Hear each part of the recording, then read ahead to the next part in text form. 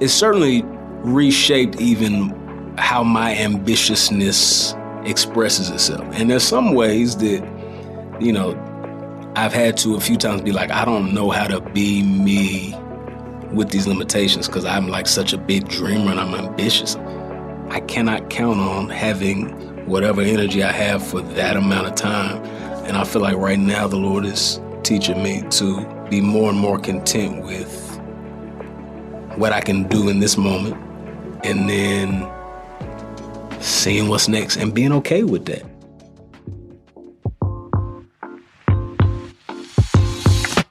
This is Where You From, a podcast for those who believe it's important to stop and listen before we speak.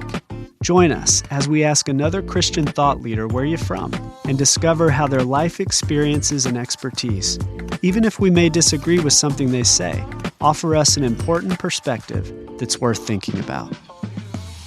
Welcome to Where You're From. I'm Russell Berry. Have you ever felt like the expectations of people around you were too much? Maybe you felt like you were failing people by doing just what you wanted to do. Or maybe people continued to offer advice when they didn't understand the path you were taking.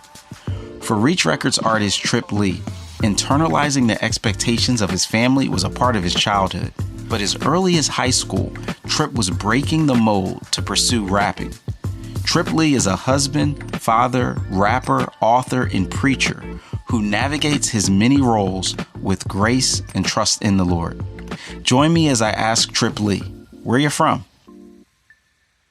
Well, I'm here with somebody who I've gotten a chance to know over a decade now, closing on 15 years.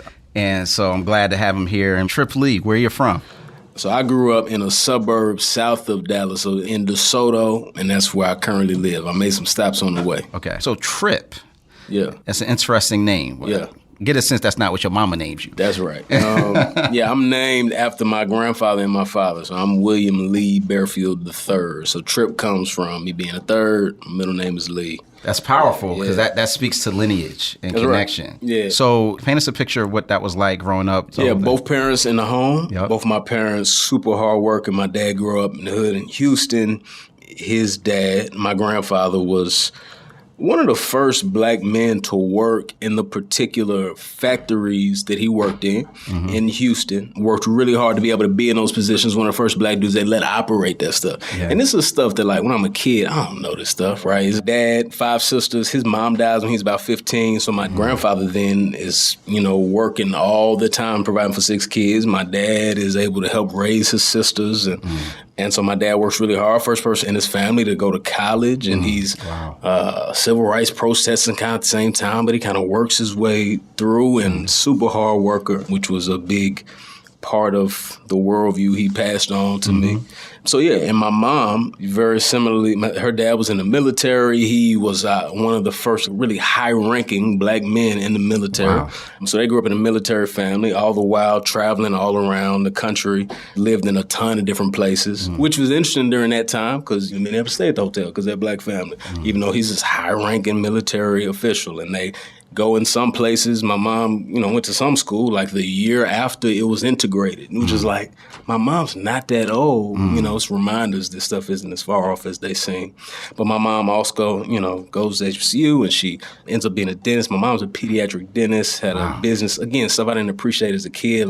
She's had this good, successful business serving the community for 30 years. And so, yeah, very hardworking parents, which they really tried to instill in us. We didn't always enjoy that. Me and my sister, I have a sister that's 2.5 years older than me. Okay. Now, you said that with a gleam in your eye, and I hear that you do have some funny stories about you and your dad, and you even talk about that a little bit in your book. Yeah.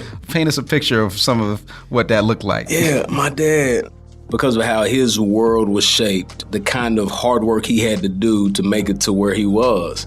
He really wanted to instill in me from the beginning of my life, like, for real, I don't care what you do, but you need to strive to be the best at it, right? And I think even a kind of perfectionism that is hard to even shake for me even now. There's a right way to do things that led to right results. You know what I'm saying? That is very much ingrained in me and how I see the world. Okay. Grew up in a world where even more so than today, black people, black men are viewed in a particular way. And so a very hard emphasis on how you present yourself to the world and what that has to do with how you live your life. Even to sometimes I'm like, I'm a kid, I want to be cool. I'm like, Dad, I want to wear this baby blue do-rag to school. It goes with my polo. You know what I'm saying? He's like, not doing that. Or came home and had my polo off and just had my tank top. He's like, nope, we don't do that. Like, we got to think about how we present ourselves to the world. We got to work twice as hard to get half the credit. So we got to think about how we present ourselves. Right, and it sounds like for them, it was a matter of survival. That's right. So whereas for me right now, I might be like, look, I'm not finna try to be somebody else. Now, that's obviously within reason. You understand, if something happens to my flight and I walk up to the counter, I'm taking my hat off and I'm just like, ma'am, I happen to have an issue, you know what I'm saying? But for my parents, they didn't have the luxury of wondering how much they need to think about how to present themselves that we do. Yeah. In part because their generation thought that we wouldn't have to, you know what I'm saying? So there can often be ways that we can be young, naive, overzealous, and criticize other generations, not realizing we have the luxury of living in a different world because of the way they move. That's a good word. And one of the things that always messes me up when I see old movies, civil rights era, is that story of the Army veteran coming home from literally putting his life on the line. That's right. In war in Germany or something, and then coming back to the States and having to sit on the back of a bus and having to be called boy. And it's such a contrast, right? Because it's like, I was just fighting to liberate other people. That's right. And now I'm being treated. And that always messes with me when I see it on the screen, but you heard it in your house. Yeah, that's right. Yeah. Again, it is one of those things that you don't fully grasp and realize until you are older and you're really being like, hey, I remember when we talked about this. My grandfather died when I was pretty young. One of my strongest memories was at his funeral because I'm a little kid and I'm like, oh, they're doing this particular flag thing. And, they're firing off guns. It was very scary. I'm a kid. I'm like, what's going on? And I don't understand the significance of it as a kid.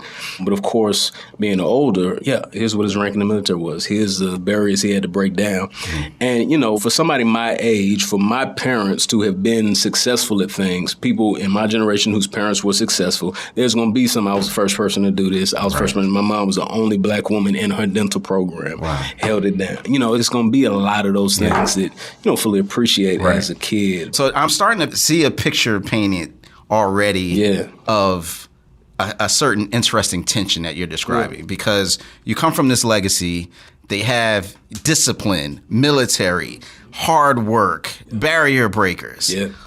But you're growing up and you want to emulate the culture you see around you, which is in a lot of ways kind of counterculture to that stuff. And I'd imagine you get to school and the things that they weren't allowing you to do, you were seeing something different.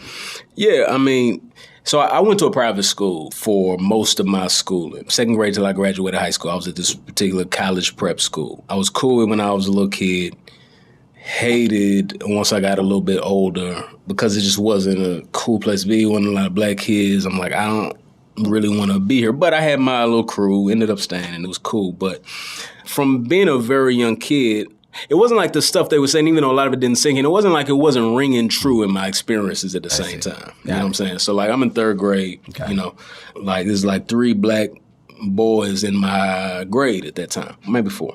And this teacher was like, hey, Andre, Jeffrey, whoever you are, right? Named all the other black kids in the class except me and then went with the whoever you are. Wow. So for me as a third grader, I'm like, my dad is telling me when he sits me down at the table and lectures me about things, this is what life is actually like. So while there are some things that's like my dad's been overly disciplined, no one really thinking about that. I'm not going to be a thug. But at the same time, I remember times my dad just coming home, I was just at the store and this kid, his pants hanging all down and it bothers him. And I'm like, why is that? Just let him go about his life. But my dad is just thinking, we worked so hard to get an amount of respect from our culture that we want your generation to appreciate and to see the privileges afforded by it. So there was a lot of that back and forth. Right. My first car was like, I'm trying to get a Cadillac. My dad's like, no, you about to get this Nissan. You're going to get pulled over. Why would you be driving that? There's stuff that you think is cool about it that looks a different way to other people. Yeah. So I'm seeing that pool, right? So by the time you get to middle school, which side is tugging your ear more? So I think the stuff I'm gravitating towards, the stuff I think is cool, me and my friends think are cool. I've always loved music. I got that from my dad, who's just always playing music in the crib all the time. He wasn't a musician, but, just always Stevie Wonder, Sly and the Family Stone, Earth, Wind & Fire, put me on the good stuff. Music. That's right. He's like, no, come here, sit down, and playing records and tapes and stuff. And he also prided himself on being like, I know what y'all listening to too. But so I fall in love with hip hop around that time. I'm gravitating towards hip hop culture, and so I'm like, if we go to Dillard's, Dad, I want this FUBU thing. And my dad is just always feeling like, I see those music videos and I don't want you to be that. I see that you've cut out pictures of Tupac and Big and put them on your wall and the rappers and all these dudes. And when I see that, that's not who I want you to be. I don't want you to gravitate towards things associated with stuff that my generation is trying to get us away from. You know? So you're experiencing that intergenerational battle, like right there with your dad. That's right. And, with hip hop, again, didn't understand at the time, but there was so much where he was like, you can like stuff, but just very hesitant because as much as we can be excited about hip hop, there's so much content-wise it is foolishness. I haven't watched videos in a while. And me and my wife was just like, let's just see what's going on. And sometimes I can step out and objectively be like, what do dudes be talking about? I cannot believe.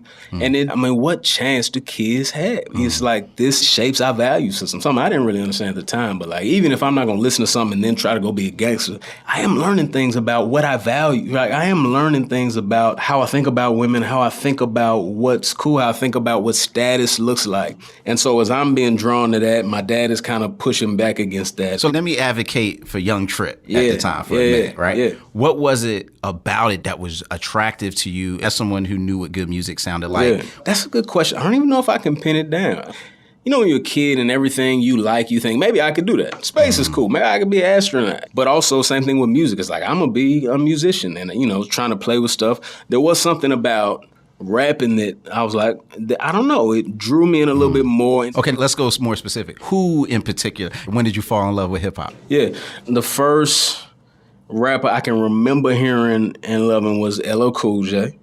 I don't even remember what it was. Also, when you're a kid, there's a limit to your taste levels. Right? It's like, when people put you on the good stuff, you like that. Sometimes put you on stuff that's not that good. And you just like what you hear. You don't know anything. I'm seeing this with my kids, and I'm trying to steer them and give them good musical taste. But I think first hip-hop album I had was probably Coolio Gangsta's Paradise. And I'm getting that, and I'm in third grade, I think. So when does the spiritual journey kind of start in the midst of this kind of cultural tug-of-war that's happening? Yeah, when I am about 14 years old. So when I was a real little kid, my family would go to church. I can't remember how often we did because it wasn't every single week. I only know that because when we would go, I wouldn't know all the songs and hand motions all the kids did to that degree. But I know we went enough that I remember being there and heard stuff about Jesus and all of that. When I was about 13, 14, my sister had started to go to the youth church thing already. And I decided I was going to go to a summer retreat. I was just trying to socialize and talk to girls. And that's what I did in the whole retreat, to the point where the youth pastor gave me some book about relationships after. It was like, hey, maybe you need to chill. You were shooting your shot. I had assumed I was a Christian already. I had prayed a prayer after children's pastor when I was a little kid. I don't think I was a Christian, didn't understand the gospel, loved my sin, did not love Jesus. When I started going to the youth group, I think some of that stuff starts to click. My youth pastor, who I still have a good relationship with right now, was fun, was hilarious, also opened the Bible and preached the gospel. He was preaching expository sermons to youth group kids, not in a way we couldn't understand. But the first preaching I'm ever exposed to is biblical. It is expositional preaching. I would ask him all kind of questions. And as soon as I started reading the Bible, my life changed. Okay. But this is one of the things about preaching the gospel is, you don't know where people are at. You don't know where the Lord has their heart. We don't get to control all of that stuff. Right. We don't get to save any souls. We don't get to have someone's heart in the right place. Right. We get to proclaim. We get to love as much as we can tell, try to give people what they need. But the Lord knows, and he knew. And my youth pastor, being faithful, was preaching the gospel. And I think the closest thing to me to a moment is we had gone to this event, and there was an altar call. They were saying something about surrender, and I was like, I'm not sure I've done that, and I'm not sure I'm a great Lord of my life, I'm not sure I'm doing a great job here. That for me was one of the clearest moments of a very intentional in my heart. You know what? I think I'm gonna let go of trying to be the Lord of my own life and this stuff that I don't think the Lord likes. I think I'm gonna try to give that to him and actively try to go in the other direction. Wow, and that was at 14? Yeah. This was around the same time I was starting to not do very good at school because I could not connect it with anything I cared about or that I valued. But at the same time, my curiosity about who God is going in full bloom. And I'm starting to read the Bible every day. And then I'm asked my youth pastor, what's a good book I can read? It wasn't until I started reading Christian books that I started to read books. You know, there's a lot about who I am that seems very obviously just who I am. I'm just a learner. You know, I'm super curious about everything. I want to understand things deeply, and then I can't understand things without being hey, look at this. That's just kind of how I'm built. But that, hadn't bloomed in me yet until then. So how does this period connect with this whole aspect that's happening in Denton and Lecrae and all these folks? So I began to grow, and then I continue to be one of the youth leaders, but I'm actually leading.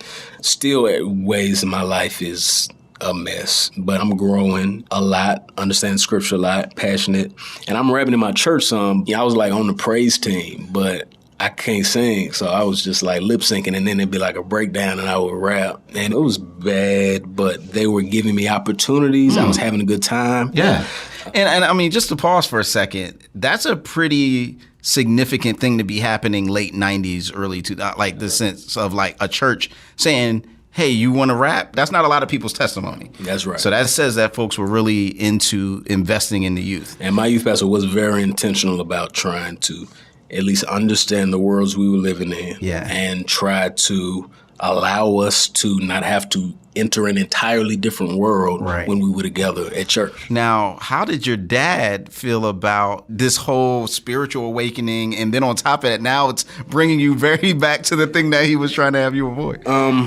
So he's not as worried about it as he was about me just liking gangster stuff. But so now he's more practical, I'm trying to think practically how to help my son be a success in the world. Right. And giving all of his time to writing raps in his room is probably not that. And I can't imagine responding differently. You know what I'm saying? It's what if you're just a writer? What if you're a great writer? What if you just give time to writing? What about music business? He's trying to think about how can I help my son put himself in a position to provide for himself, provide for his family. Mm-hmm. So there was still some pushback, but it was different. But then you would do your rap part. And so how does that turn into something more? So I made this whole mixtape. My room, I had this computer, and my mom bought me this little mic, and I was making some beats. I had a friend who made beats. I was very driven. I was I'm gonna figure out how to do this. Right. What if we do this? I'm gonna figure out this software. What if I tried this? There was very much of I have no idea how, but I'm about to figure this out because it means a lot to me. And people don't realize at that time period how isolated you felt if you were trying to combine faith in Christ with music. At that time, who did you know were peers and contemporaries that you were even inspired by to lean on, or was there any? So my youth pastor told me about Cross Movement. Okay. And so at that time, I really liked Cross Movement. Ambassador was my favorite rapper. Yep. He's a good friend. And so a lot of that changed my life, and him especially. And he knows, he just turned 50, and I told him, I cannot overstate the impact you had on my life. So he was at Dallas Theological Seminary at the time. So he would come do stuff sometimes at, events or something that I would see. And I remember being at some event outside, he's on stage with an Iverson jersey on and some long shorts and some Timbs. His hair was long at the time. His braids was out, so he was huge fro.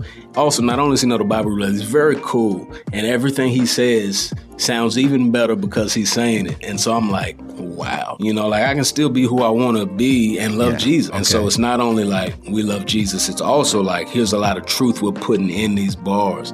And it has such an impact on me, the way my mind is working. I'm I want to do that for other people too.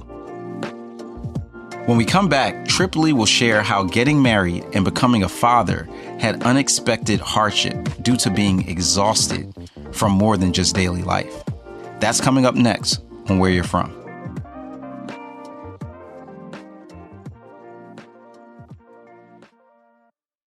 If you're enjoying Where You're From, would you take a moment to write a quick review and give us some stars? Podcast platforms like iTunes and Google promote highly rated shows. So a one-sentence review of what this episode or show means to you and a quick 5-star rating will help these important stories reach more people. Thank you for your help, and keep listening for more of Where You're From.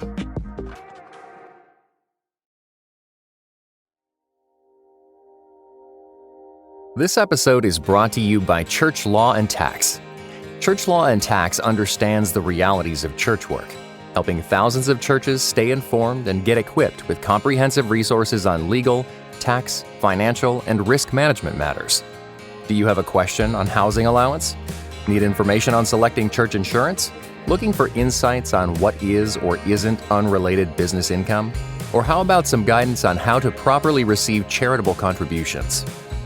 ChurchLawAndTax.com equips you for success with access to the most respected and knowledgeable attorneys, accountants, financial advisors, and risk managers guiding churches today. Get the practical information and timely coverage you need to keep your church up to date and lead your ministry with confidence. Join ChurchLawAndTax.com today.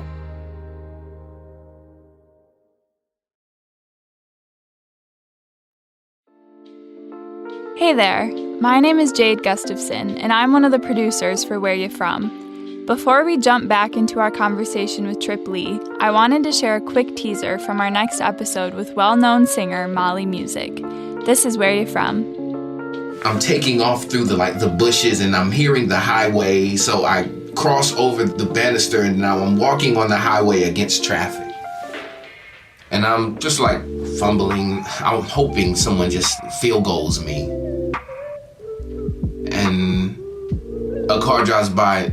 Courtney Palmer? It's one of the football moms that recognizes me, takes me in. My parents hear that I'm there and they retrieve me. And my dad treated me different every day since. He said, anything my son will fight me for, I support.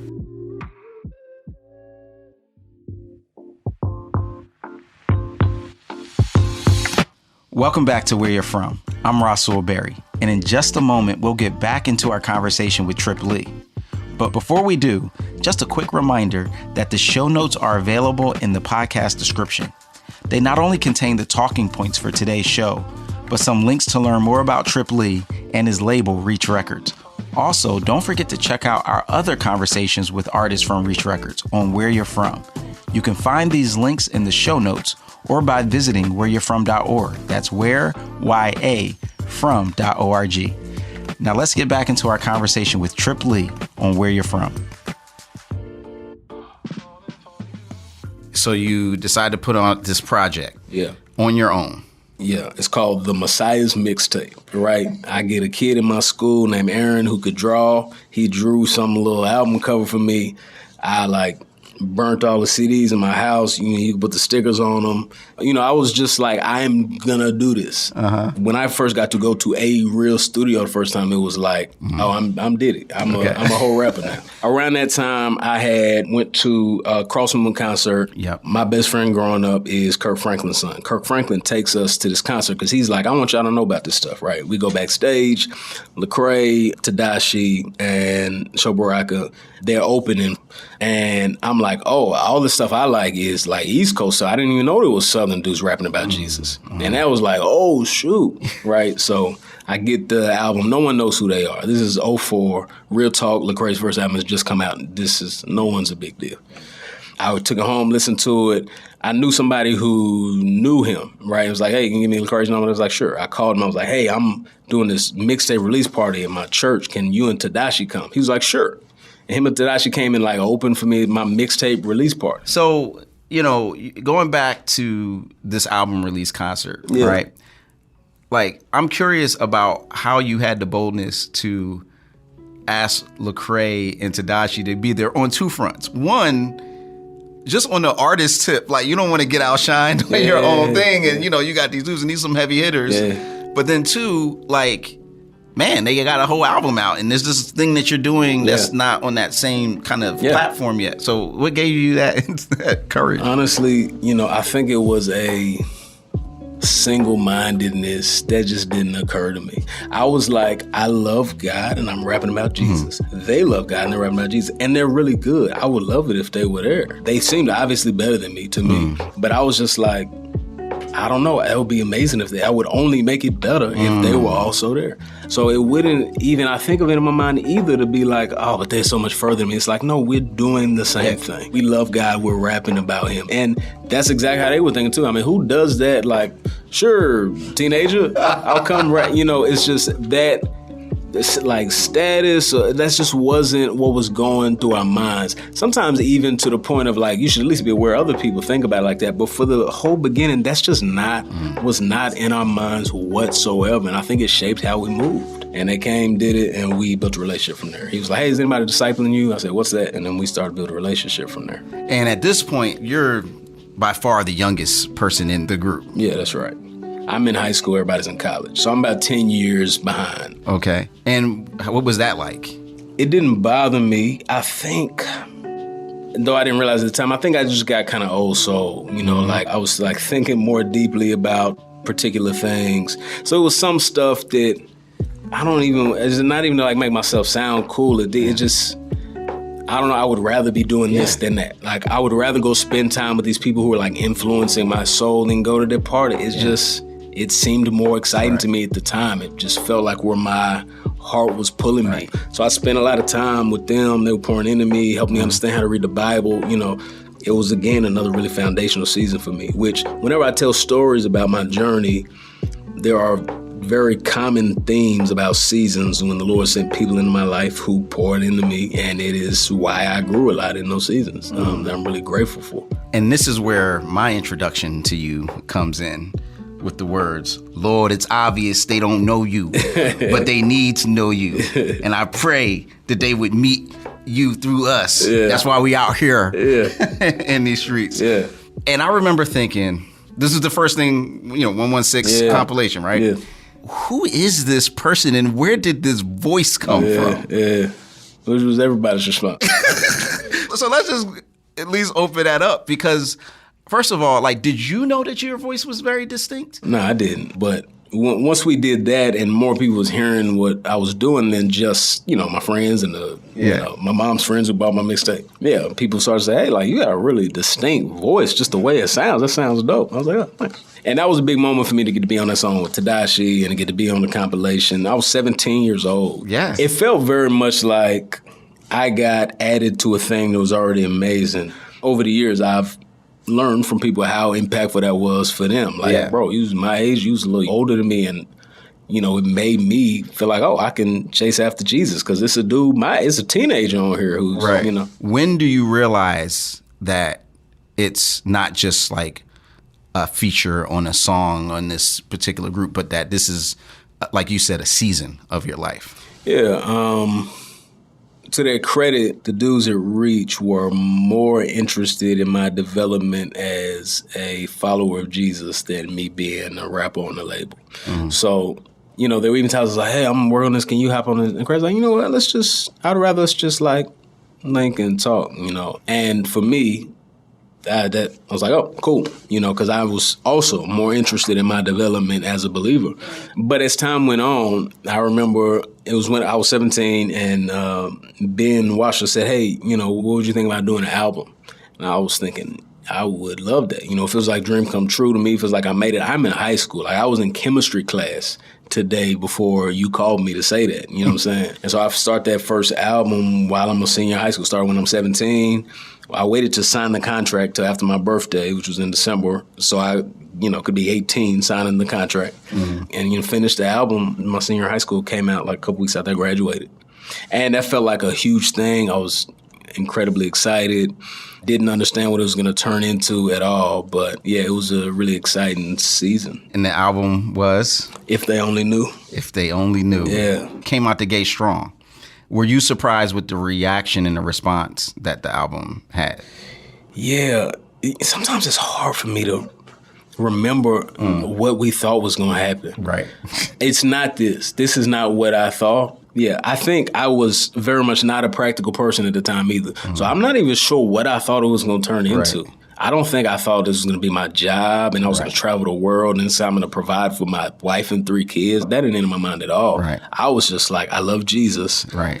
I love hip hop. I get to do both of those. So let's go. That was kind of it. So, especially with the 116 documentary coming out, and we've been kind of in this reflective mode. So, I talked to Lecrae earlier and kind of was like, okay, so this is kind of an origin story of the group. And every person is almost like a character. So Show, he said, was the contrarian.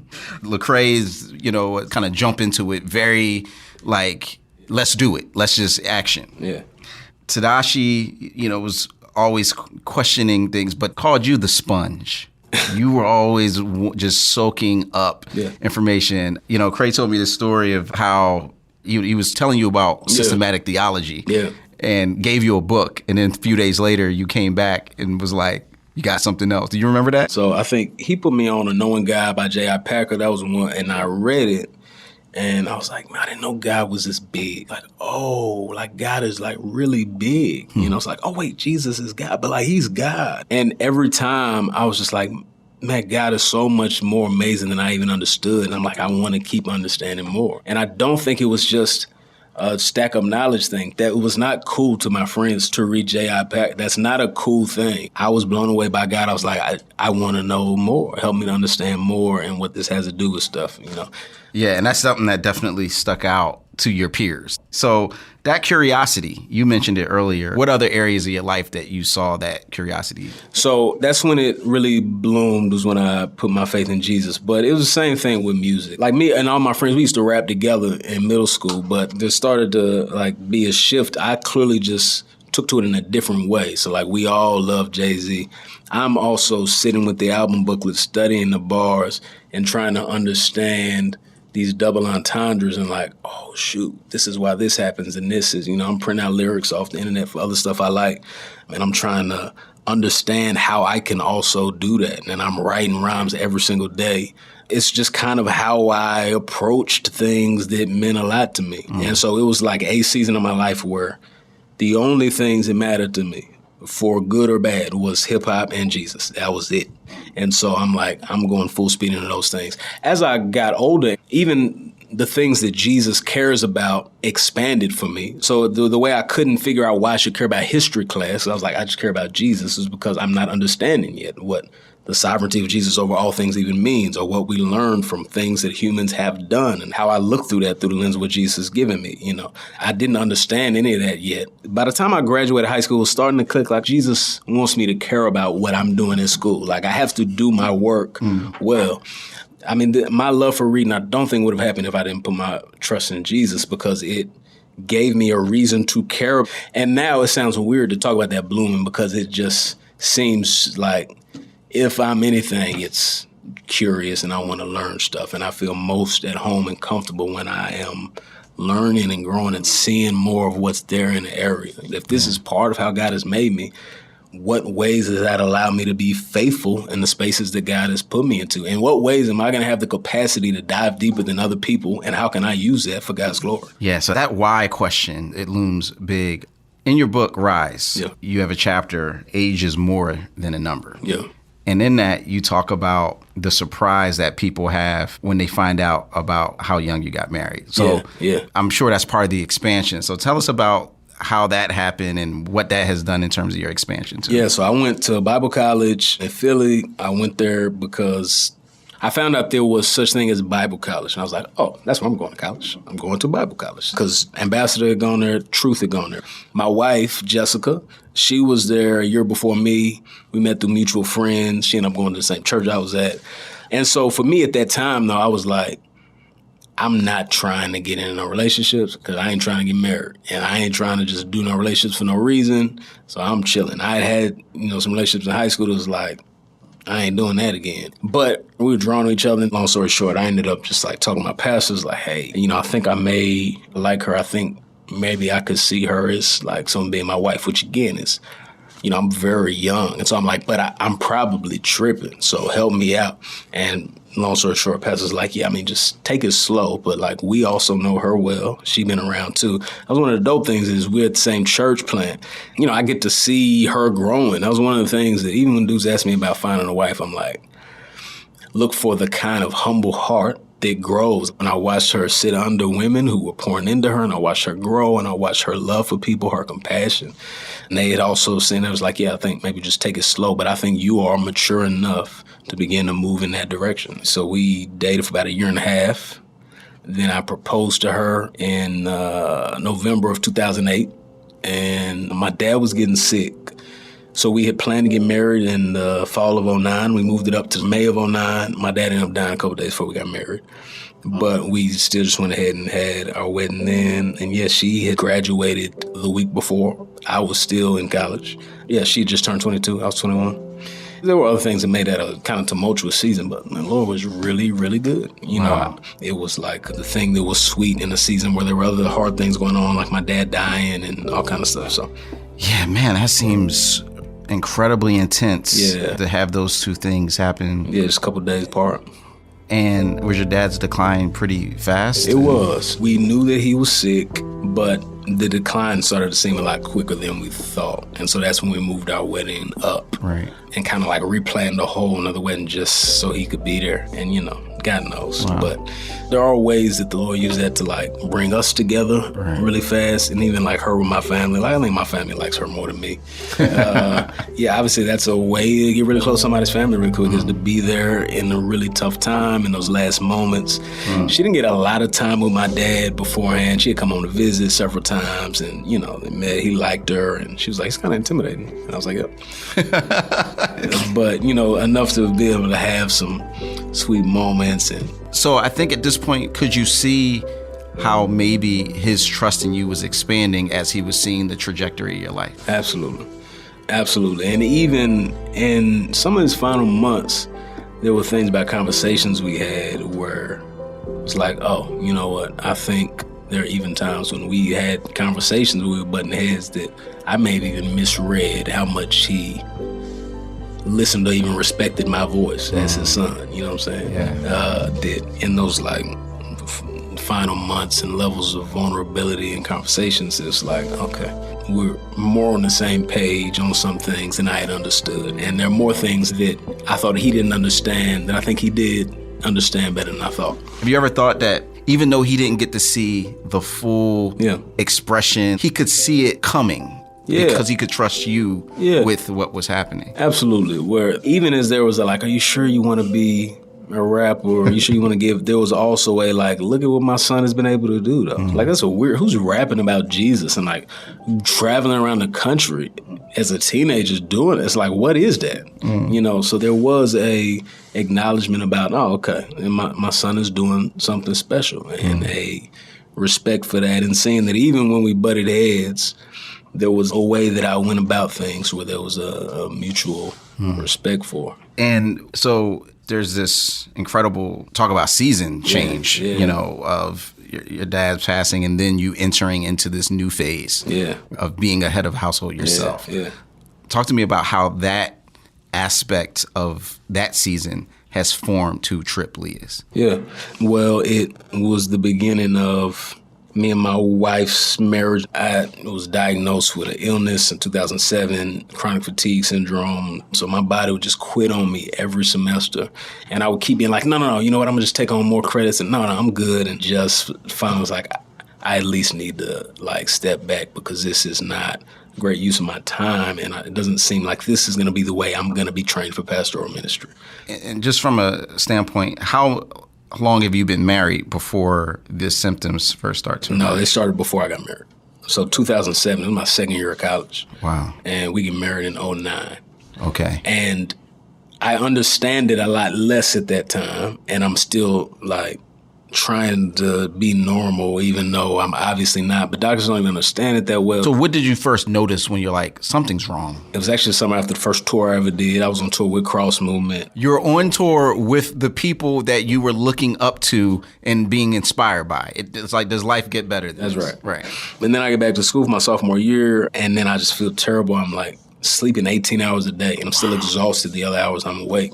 So something's obviously very wrong. And, you know, go to a doctor, like, oh, you got Epstein-Barr, you know, take this, she'll be cool. And Long story short, I'm not. And I go to another doctor, they're like, we'll test you for everything else. Think it's chronic fatigue syndrome. It's not really anything you can do. Eat good, do your best. And so that's also hard as I'm trying to understand it, feeling guilty about not doing well in school. There's teachers who aren't super gracious, they don't understand him, but like we all get tired sometimes. Would you say that this was at the time kind of the apex of your career musically? It was at the season when stuff was really starting to ramp, yeah. Was that difficult to have to forego opportunities and things in order to try to focus on your health? Yeah. It was hard to process it all because I didn't understand what was happening. Right. And doctors didn't give much understanding what was happening. Okay. And I'm just kind of out here. I'm like, am I just lazy? Is it, everything about it was strange, and sometimes I look back and I think it is miraculous that albums were made. I'm not really sure how it happened, honestly. I wish I could go back and process it with my 30-year-old brain. Yeah. How did your wife, Jessica, and that season of marriage help you navigate through that? Well, my wife will devote herself to whatever's in front of her as if it is the greatest thing. She's the most disciplined, diligent person I've ever met. I like to give myself credit for choosing a good wife, but I couldn't have known how great of a wife she would be and how necessary having her as a wife would be to me being able to navigate things at all. So that even when it's seasons when it's like, it feels like everything's burning down around me, it's like the Lord has very graciously allowed our home to be not only a safe haven, but a happy place where we have kind of linked arms and wrestled through things together. My health is the hardest thing about every area of my life, including my marriage. And the Lord, even within my marriage, there are things that we had to figure out about how to navigate harder seasons with that together. And God has just been so gracious so that, it's an illness that a lot of people don't understand. But my wife, even when it negatively affects her, there's a level of understanding and grace. I don't have the insecurity of, is this going to be the time when they're like, I can't mess with you no more, it's too much, that I do not have with her. Because it is something that a lot of people don't understand, paint a picture of how chronic fatigue syndrome in your own life is made for very difficult days. Yeah, it is different depending on, different people. It affects them in different ways. There's some people who life can look pretty normal, other people who are much worse than me and just completely bedridden all the time. For me, it can vary depending on the season, but I do not remember the last time I felt rested. I don't feel rested. My body doesn't recharge like most people's do. I don't know how many good hours I'm going to have in any given day.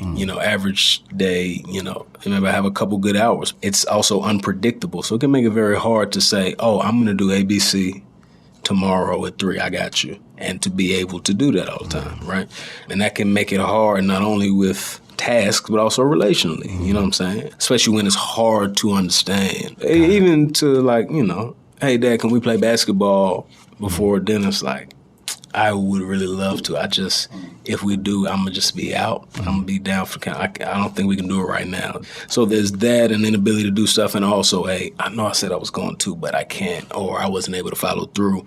That, just can make stuff difficult. Then in different seasons, I've had to try to navigate it in different ways. What's fascinating about that is it kind of comes full circle with the thing, that people have always almost criticized you about, which is like, you're doing too much. Why are you going so fast? You young. And this aspect of time. How has this challenge impacted your perspective on time? It's certainly reshaped even how my ambitiousness expresses itself. And there's some ways that, I've had to a few times be like, I don't know how to be me with these limitations because I'm like such a big dreamer and I'm ambitious. I cannot count on having whatever energy I have for that amount of time. And I feel like right now the Lord is teaching me to be more and more content with what I can do in this moment. Wow. And then seeing what's next and being okay with that.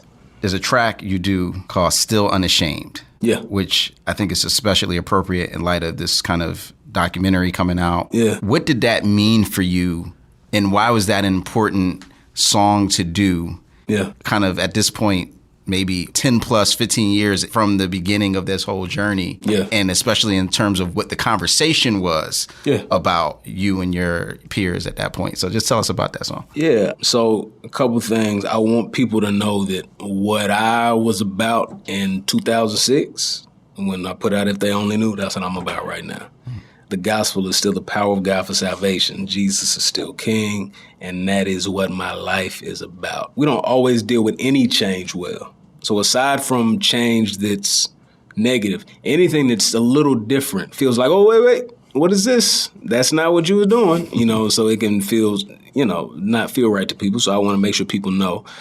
And then on the other side, there are people who do very strongly feel like y'all don't care about this stuff no more. And some of y'all are moving a little different. There are times when like me and dudes who I love who've been doing stuff, who might disagree on something. And that's cool. If you don't disagree with people that you love, then I don't think you know them. You know what I'm saying? It's like, and so just wanting to make that declaration so that people know I'm still about that, and to just say, just because stuff looks a little different to people sometimes doesn't mean what's core isn't there anymore. And so I know you're a theological dude. So like, how do you understand missiologically the value and the importance of being still unashamed, but in a way that's different than 2006?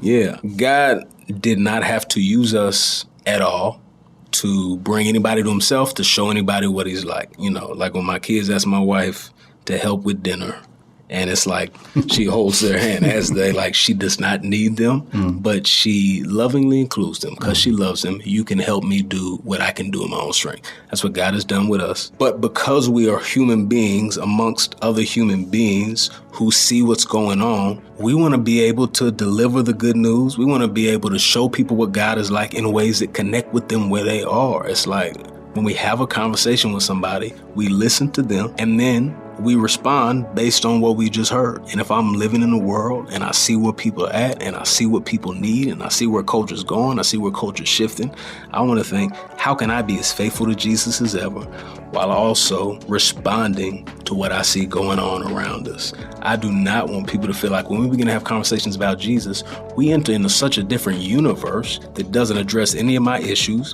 any of my concerns. I don't know what you're talking about. That has nothing to do with these issues I had last week. That's nothing to do with the argument I'm having with my wife. That don't have nothing to do with my kids. That what you're saying has nothing to do with that. I want to say, no, we live in the real world, and Jesus has something to say to the real world. You don't go over to some abstract thing when you begin to talk about God. Jesus put on actual human flesh and walked around. And then after he resurrected, he showed up to 500 people who saw him in the actual world, and he walked around. I want you to know that Jesus is still speaking. He's using flawed people to do it.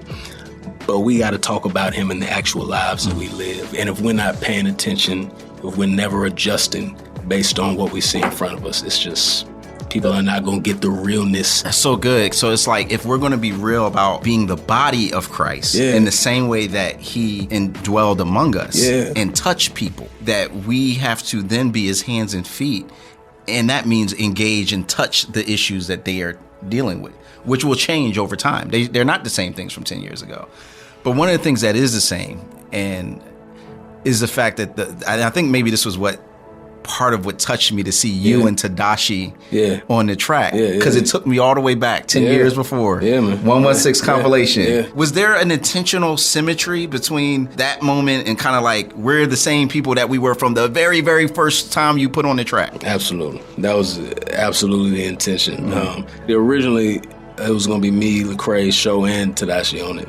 It just didn't all come together, and it was the last song that I did for the record. Wow. But yeah, that was absolutely very intentional. I want people to see that. And what has that meant for you on a relational side? Because when we started it was before the music, like you said, it was them pouring into you. Yeah. What has that meant now, 15 years later, on a personal level? What has being part of this group and this community meant for you today? Yeah, I mean, like, it's helpful to roll with a squad of people who are about that same thing. And I think that's part of the power of what we've done. It's not like, oh, look at that one guy who loves God. It's like, look at this a group of people who love Jesus. And this is part of what I love about more people coming along. I think it's important for people to see, not only is there just one person who's like me, but there are a bunch of people who love God, standing firm on who he is, because that can just give us the kind of confidence. I've seen God do it before, so I know he can do it. I've seen him do it, and it wasn't like one time he did it. He's done this several times, you know. If that was like the thing that my career meant, the Lord used my career to show people that God can work in someone's life. No matter, you know, where they come from, what age they are, he can use them. If that was impressed on people because of what God has done through me and that was it, I'm good.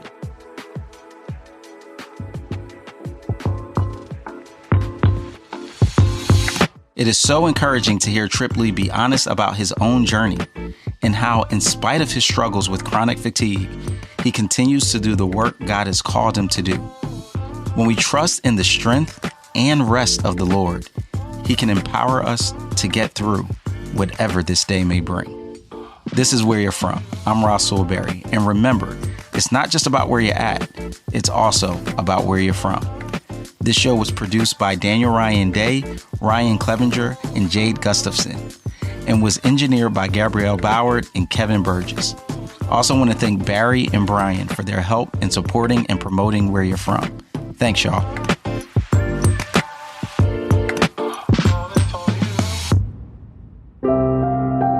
Where You're From is part of the Voices collection from Our Daily Bread Ministries.